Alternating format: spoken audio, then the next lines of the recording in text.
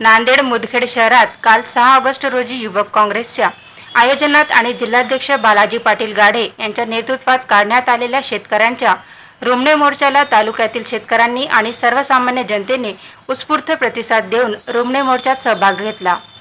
युवक काँग्रेसच्या वतीने बालाजी गाढे पाटील यांनी मुदखेड तालुक्यातील शेतकरी जनतेच्या विविध मागण्या घेऊन शहरातील बाळासाहेब ठाकरे चौक ते तहसील कार्यालय असा रुमणे मोर्चा आयोजित केला होता।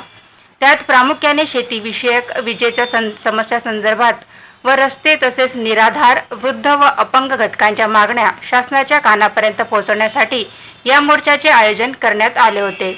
या मोर्चात काँग्रेसचे जिल्हाध्यक्ष BR कदम, प्रदेश सरचिटणीस श्रावण रॅपनवाड, तालुकाध्यक्ष प्रताप देशमुख, शहराध्यक्ष कैलास गोडसे, राजप्पा कोतावार, तेजाबराव पाटील मुंगल, करीम खानसाब, मुजीब पठाण, खालिद कुरेशी, दादाराव पुयड, राजेश पवार, विश्वनाथ पवार, श्रीनिवास महाद्वाड हे सहभागी होते।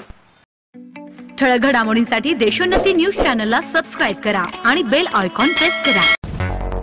मुंबई, पुणे, नागपूर, मराठवाडा असो का विदर्भ, राजकीय, सामाजिक, शैक्षणिक क्षेत्र असो का क्रीडा, सर्वच घडामोडीचे विश्लेषण पाहायला विसरू नका। फक्त देशोन्नती न्यूजवर।